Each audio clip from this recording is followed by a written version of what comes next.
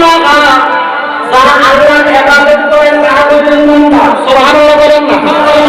ওয়ালা তুশরিকু বিহি শাইআ, এবং যারা আল্লাহর সঙ্গে শিরিক করে না তারা হলেন ইমানদার। আল্লাহ তো আপনার কাছে আমরা জানতে চাই 3 নাম্বার ইমানদার আপনি আমাদেরকে বলে দেন।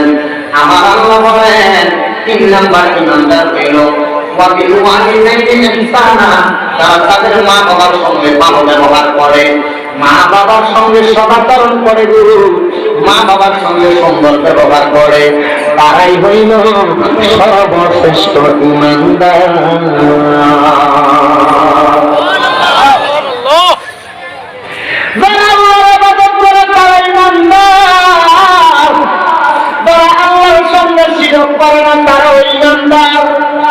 যারা মা বাবার খেদমত করে সদাচরণ করে তারা ইমানদার। আমি জানি আজকের এই মাহফিলে অনেক যুবক আছে, যে যুবকদের মা নাই, যে যুবকদের বাবা নাই, এই মা বাবার কথাটা বললে যুবকদের মনটা খারাপ হয়ে যায় না। এই বন্ধু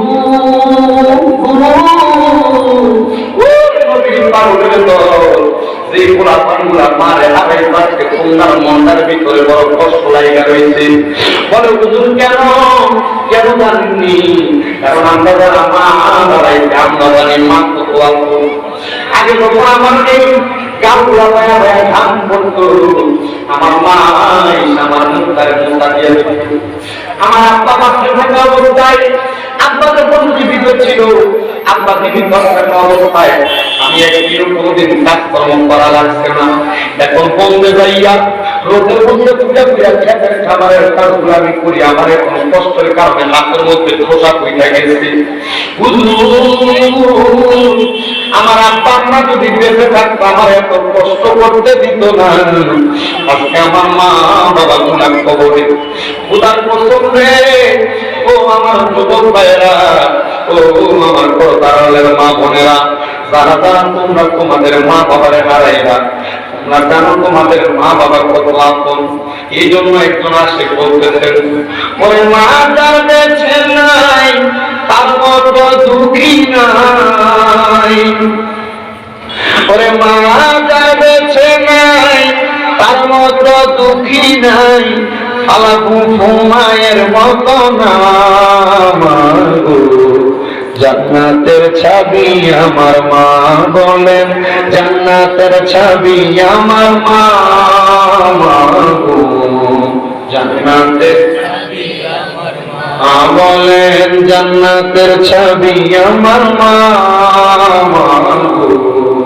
জান্নাতের ছবি আমার মা। ওই ছেলে যদি যায় বিদেশে কামাইয়ের লাগিয়া, মায়ের বুকটা ফাটে বাইরে কষ্টে যায় ছিড়িয়া, বাবার বুকটা ফাটে বাইরে কষ্টে যায় ছিড়িয়া। বিদেশি ভাইদের আল্লাহ কবুল করো না, জান্নাতের ছবি আমার মা, জান্নাতের বলেন না, জান্নাতের ছবি আমার মা।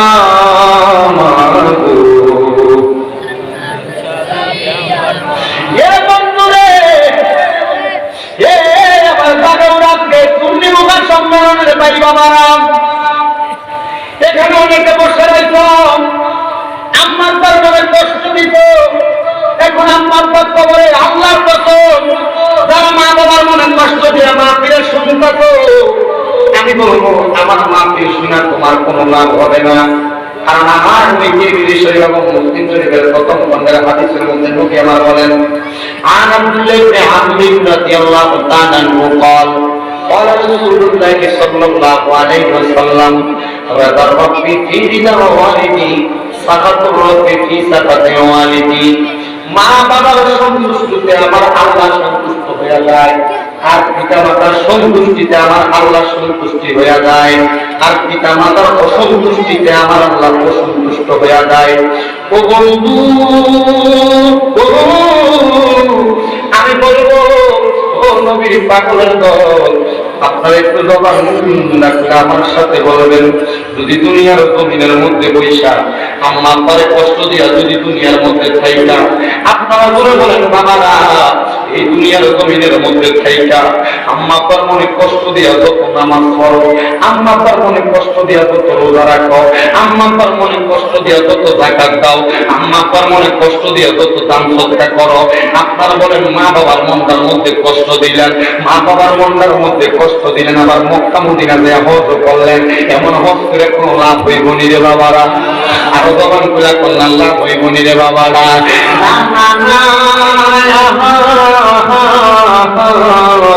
মা বাবার মনে কষ্ট দিয়া হজ করলে মক্কা মদিনা গেলে ওই মক্কা মদিনা যাইতে কোনো লাভ হইত না। বলে কেন কেন কেন? কারণ মক্কা মদিনা তোমার ঘরের ভিতরে পড়ে রয়েছে, তোমার আব্বাটা তোমার মক্কার সমান, আম্মাটা তোমার মদিনার সমান।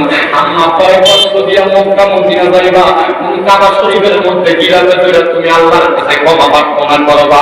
কোন হাতুরে আসওয়াদের মধ্যে তোমাদের দিলে সবাই হাতুরে আসওয়াদের মধ্যে আম্মা আব্বার মনে কষ্ট দিয়া তুই যদি তো গুনাহ মাফ করাইতে না, হাতুরে আসওয়াদের গুনাহগুলো তোর কাজের ভিতরে আসবো। আমি জানতে চাই রে যুবক, আমার বাবা বাবারা, আম্মা আব্বার ভালোবাসা সবার অন্তরের মধ্যে রাখার দরকার আছে না নাই? এমন একজন আল্লাহ পাকের বন্ধু ছিলেন, যে বন্ধুর নাম হযরত আবু আব্দুল্লাহ জামা রাহমাতুল্লাহ আলাইহি, জিনার বাড়ি ছিল ইরাকের জমিনে। আবু আব্দুল্লাহ জামা রাহমাতুল্লাহ আলাইহির বয়স যখন 8 থেকে 9 বছর হয়েছে, আবু আব্দুল্লাহ আর মার কাছে ডাক দিয়া কয়, আম্মা গো, আপনি তো আপনার সন্তান, আপনি কি কথাটা মানেননি? আম্মা কই, পুত্রী আমার আমি কেন মানতাম না? এটা তো অবশ্যই আমি মানি। আপনারা ডাকতেছে, ও আব্বা আমার লগে আসেন। আপনারা হাতটার ভিতরে ধইরা আব্বা তারে আম্মার সামনে নিয়ে বসাইছে, আব্বাও সামনে, আম্মার সামনে বসে রয়েছে। ডাক দিয়ে বলে, আব্বা ও আম্মা, আপনি বলেন না আমি কার সন্তান? দুজন ডাক দিয়ে কই, তুমি বাবা আমাদের সন্তান। হযরতে আব্দুল্লাহ জাল্লাহ রাহমাতুল্লাহ আলাইহি ডাক দিয়ে বলে, আব্বা আপনি যে আমার আপনার সন্তান বলতেছেন গো, আম্মা আপনি যে আমার আপনার সন্তান বলতেছেন, আমি জানতে চাই যখন আমার কবরে শোয়া দেব, আমার কবরে 3টা প্রশ্নের জবাব দিব। মা বাবার চাইতে কেউ আপন না, সন্তানের চাইতে সন্তানের কাছে মা বাবার চাইতে কেউ আপন না, আমার মা বাবার কাছে সন্তানের চাইতে আর কেউ আপন না। আব্বা ও মা, আপনার কাছে জানতে চাই, বলেন আমার কবরে যে 3টা প্রশ্ন করবো, ওই 3টা প্রশ্নের জবাব কি আপনি আব্বা আপনি আম্মা আমারে দিবেননি? আব্বা আম্মা কয়, না না দিতাম না। ওই কবরের প্রশ্নগুলো সহজ হইব কেমনে? কয়, আল্লাহ যদি দয়া করে, আল্লাহ যদি তোরা দোয়া না করে, তোর কবরের 3টা প্রশ্নের জবাব সব হবে না।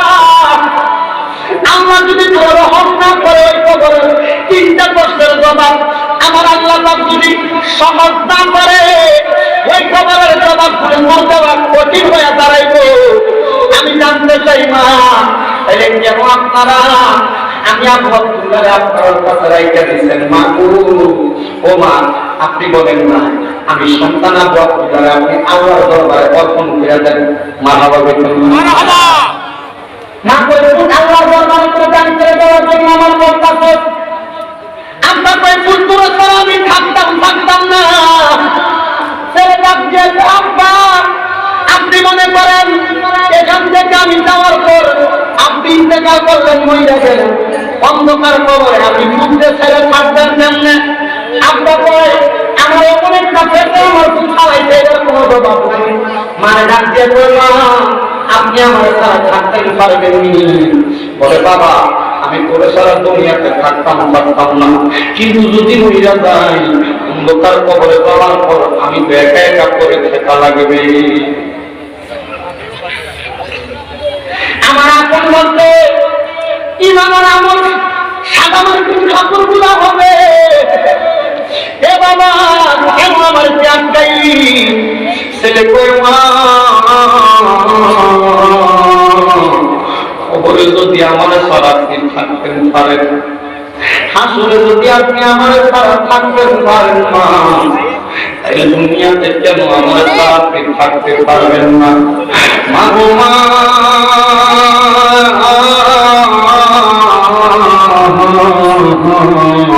আপনি কবরে আমার সারা থাকবেন না, দুনিয়ার জমিনের মধ্যে সারা আপনি থাকবেন না। আপনি মা আমার কাছে বলেন না এই আমার আপনার কাছে রাইখা লাভটা কি হইব? এ যুবকরে শুনি ফুটে কয় মা আমার কার রাস্তায় দান করেন, আল্লাহ রাস্তায় দান করে দেন। বলতে ঠিক আছে না, তুমি আল্লাহ রাস্তায় দান করে দিলা। আল্লাহ রাস্তায় দান করার পর ফুটের বয়স মাত্র 8 বছর, 6 বছর ছেলেটারে আল্লাহ রাস্তায় দান করে দিছে। 8 বছরের পর মা বাবার কাছ থেকে পা গুলার ভিতরে ধরে সালাম করছে। সালাম করে ফিরে গেছে ইরাকের বড় একটা মাদ্রাসায়। মাদ্রাসার সামনে যায় হুজুরের কাছে ডাক দিয়ে বলবো মিয়া সাহেব, ও হুজুর আপনার কাছে আমার আবদার, আমার মা আমার আল্লাহ রাস্তায় দান করে দিছে। আপনি বলেন না আল্লাহ পাক কুরআন আমিনের কোরআন শরীফ আপনি আমার এই সিনাটার ভিতরে দিয়ে দিবেন নি?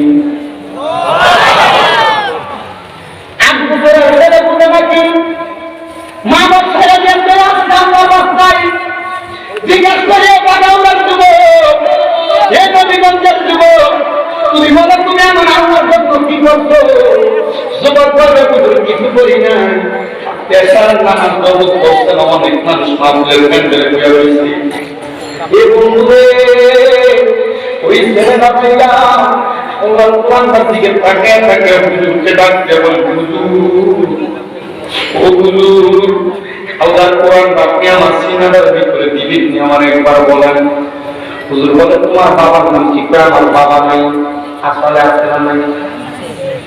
আসলে আব্বা আছে, আম্মা আছে, কথা সত্য, কিন্তু ছেলেটার পরিচয় দেয় না। যদি পরিচয় দেয়, যদি কোরআন তেলাওয়াত না করায়, ছেলেটা দেখা দিয়ে আমার বড় আমি আল্লাহ কোরআনটা শিক্ষা করতাম। গতকালকে মাত্রা পড়াবে আপনারা দুয়ার মাত্রাতে কুমিল্লা করে আমি পুরো মানুষ আমার 6টা মাদ্রাসা, আমার একটা মাদ্রাসার ছাত্র আমার মসজিদে ঘুমান নামাজের সময় আমার মসজিদে একটা প্রচার মানে কিছু বাড়িয়ে দিতে কান্দে কয় হুজুর আমার কোরআন শরীফ খতম হয়ে গেছে, কোরআনের হেফজ আমি মুখে নিয়ে নিছি। হুজুর কষ্টের বিষয় কি জানেননি?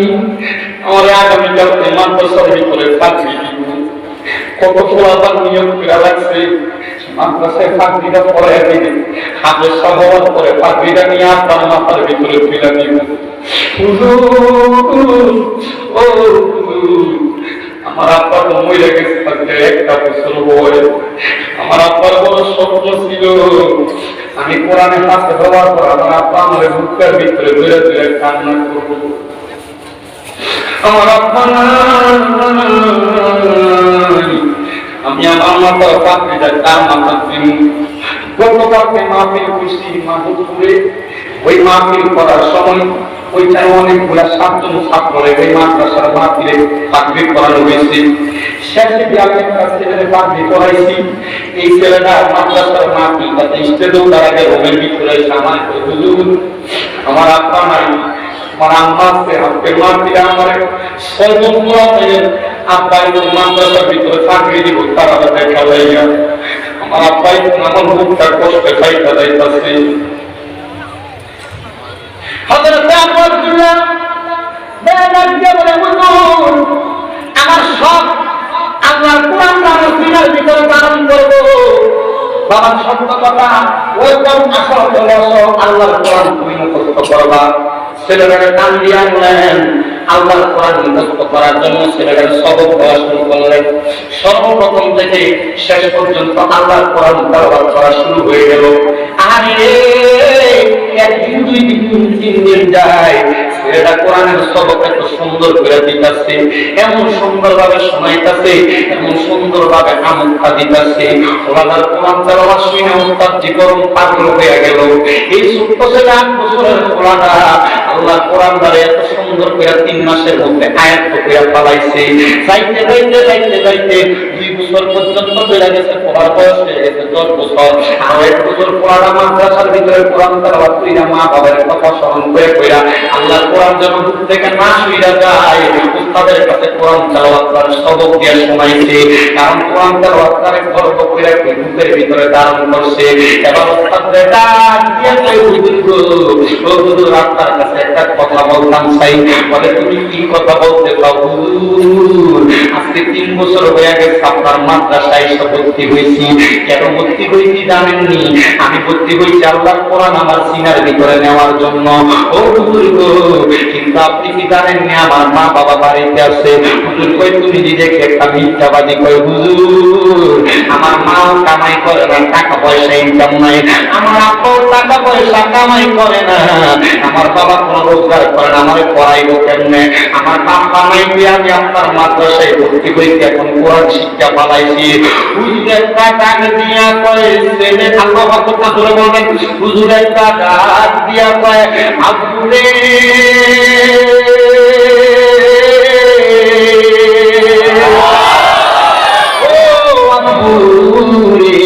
তোমার আম্মা বাপে যেতে চাইলে তোমার আম্মা বাপ করে রাখি। ছেলেটা ডাক দিয়ে কয় হুজুর গো, আমার আব্বা 5 ওয়াক্ত নামাজের টাইমে নামাজ পড়ে গো, আর এটা অন্ধকারে পড়ে যাইয়া আমার আব্বা দিন রাত 24 ঘন্টা আমার আল্লাহ পাকে সেজদা দিয়া পড়া থাকে। এই ছেলেটা ডাক দিয়ে কয় হুজুর, আমার আব্বা একটা ওয়াক্ত একটা মিনিটও মিস করে না। আমার আব্বা শুধু আমার আল্লাহর সেজদায় দেয়া বলে সুবহান রাব্বিয়াল আলা, সুবহান রাব্বিয়াল আলা, সুবহান রাব্বিয়াল আলা। এই জন্য আমার আব্বার কোনো কামাই নেই। তাই তোমার আব্বা খায় কি, তোমার আব্বা পড়ে কি? তাই হুজুর আমার যখন 7 বছর বয়স হয়েছে আব্বার জিজ্ঞাসা আব্বা আপনি আমার কাজকর্ম করেন না, খাবার আনলেন কই থেকে? আমার আব্বা কইছে আমি প্রতিদিন রাতে তাহাজ্জুদের নামাজ পড়ি, নামাজ পড়ে বারান্দা ফিরে দেখি আমার বাম্বা দিয়া আল্লাহর কুদরতিখানা হাজির হয়ে যায়। কিসের খানা? কুদরতি খাইতে চাই আমরা। তাহলে ওয়ামিনা লাইলি ফাতাহাজ্জাত বিহি নাফিলাতান লাকা আসা আইয়া বাআসাকা রাব্বুকা মাকামান মাহমুদা। তাহাজ্জুদের নামাজ পড়তে হবে, পড়লে মাকামে মাহমুদ প্রশংসার জায়গা পাবেন। কিসের নামাজ? অনেক যুবক বিদেশ যেতে পারে না, অনেক ছেলেমেয়েরা পড়ালেখা উন্নতি করতে পারতেছে না, অনেক পরিবারে অশান্তি, অনেক ছেলেরা বিদেশ থেকে শান্তিতে নাই। সব সমাধান হয়ে যাবে। 3 মাস সময় দিলাম। 6 মাস ফজরের নামাজ আগে উঠবেন, ওযু বানাইবেন, 12 রাকাত তাহাজ্জুদ নামাজ পড়বেন। কয় রাকাত? নামাজ পড়ার পর আল্লাহর কাছে সেজদায় করবেন, ফজরের আগ পর্যন্ত সেজদায় করে যাবেন। যতক্ষণ চোখের পানি না বাড়িব ততক্ষণ পর্যন্ত সেজদা থেকে মাথা করবেন। আল্লাহর কসম, আল্লাহর কসম, আল্লাহর কসম, যদি আপনার ইখলাসের সাথে তাহাজ্জুদের নামাজ 3 মাস পড়েন, মনের যত কষ্ট, মনের যত আশা একজন পূরণ করতে পারে। ডান হাত তুলে বলেন তিনি কে? আল্লাহ। ধরে বলেন কে? আল্লাহ। ও আজকে সারা করে লাগবে না, সামান্য পরিমাণ অ্যান্টিবায়োটিকের মতো হইলে চলবে, চলবে না? জিন্দাবাদ জিন্দাবাদ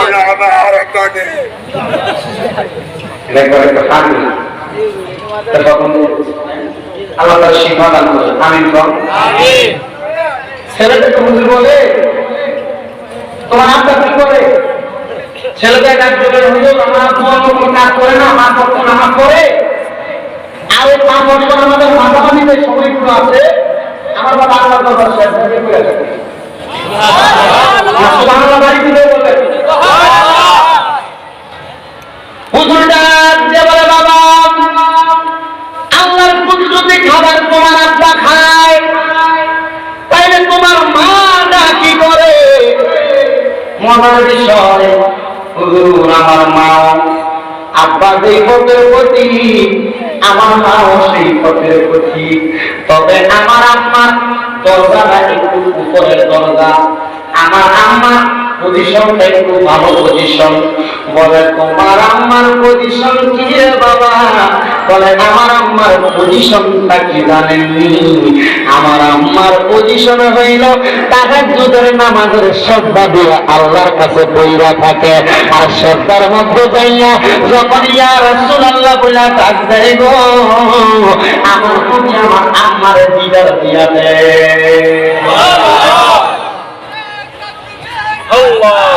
সবাই করে বলেন না মারহাবা। নবীর দিদার যদি দিয়া দেয় রে, ওই মহিলাটা কি সাধারণ না অসাধারণ? আরে করে বলেন সাধারণ না অসাধারণ? ছেলেটা ডাক দিয়া বলে আমি আমার আম্মার কাছে যাইতে চাই। বলে তুমি যদি তোমার আম্মার কাছে যাইতে চাও, চলো চলো তুমি তোমার মায়ের কাছে চলো। ছেলেটা যখন তার মায়ের কাছে, ছেলেটা যখন তার বাবার কাছে যাই গো, আম্মার কাছে যাইলেন, আব্বার কাছে গেলেন, দরজার মধ্যে যে সালাম দিতে, আম্মা ও আমার আম্মা গো, আপনারে আমি বলতে চাই, আমি আপনার দরজায় আপনারে সালাম দিছি। ও মা, আপনি আপনার দরজাটা তাড়াতাড়ি আপনি খুললা ফেলেন। মারহাবাটা কি করে বলবেন না? নারে তাকবীর, নারে তাকবীর, নারে রিসালাত। হযরত মাওলানা হাফেজ গোলাম জিলানী আল্লামা হুজুরের আগমন, হযরত মাওলানা হাফেজ গোলাম জিলানী আল্লামা সাহেবের আগমন। এই মাহফিলের পক্ষ থেকে, এই মাহফিলের পক্ষ থেকে আমরা দেখতে পাচ্ছি আজকের মাহফিলের যিনি সম্মানিত বিশেষ অতিথি হযরত মাওলানা হাফেজ গোলাম জিলানী আল্লামা হুজুরের উপস্থিত হয়েছে। হুজুর ওনার মূল্যবান আলোচনা করে পেশ করবেন।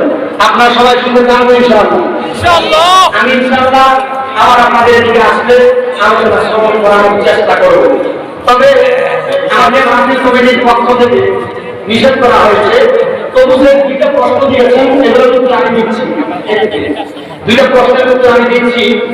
একটা হচ্ছে হুজুর সুদ খুঁটে দিয়ে ইসলামিক প্রতিষ্ঠান চালানো যাবে কিনা। 2 নম্বর প্রশ্ন, হুজুর একদম করে বাবা বলে গেছে মসজিদের ইমাম সাহেব সিগারেট খাইতে পারবে কিনা। নাউজুবিল্লাহ।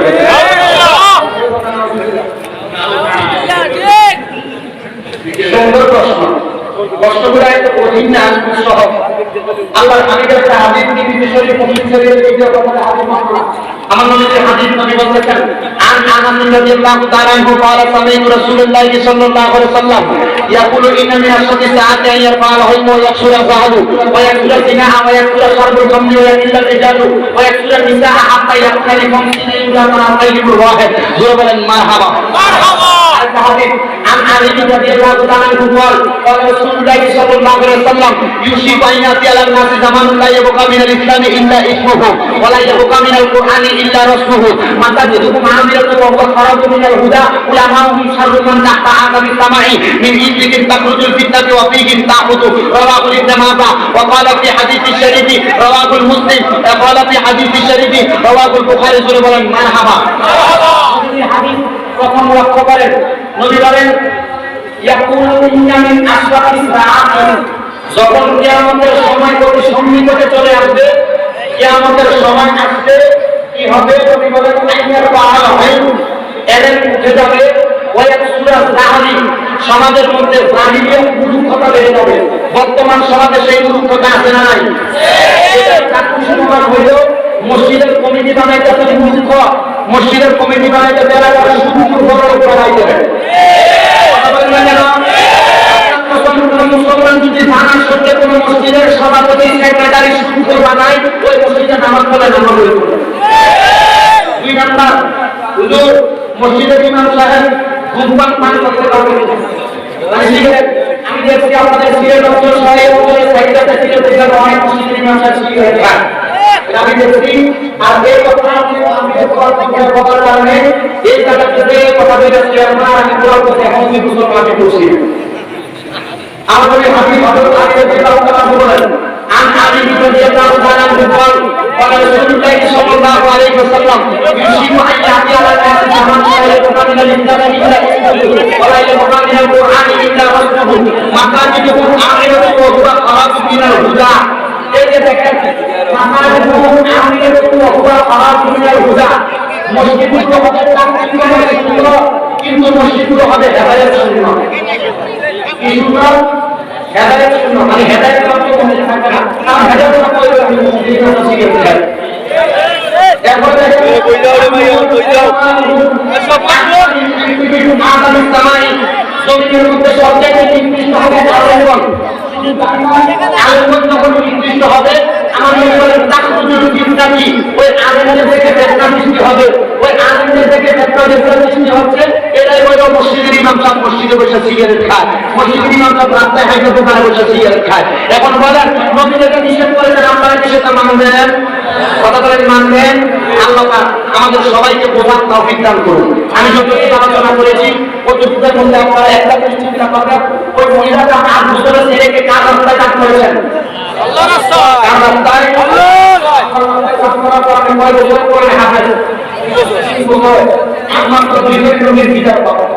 আল্লাহ আমাদের সবাইকে ওই নবী মুহাম্মদ মুস্তাফা আহমদ মুস্তাফা সাল্লাল্লাহু আলাইহি ওয়াসাল্লাম নবীর দিদার পাওয়ার তৌফিক দান করুন বলে আমিন।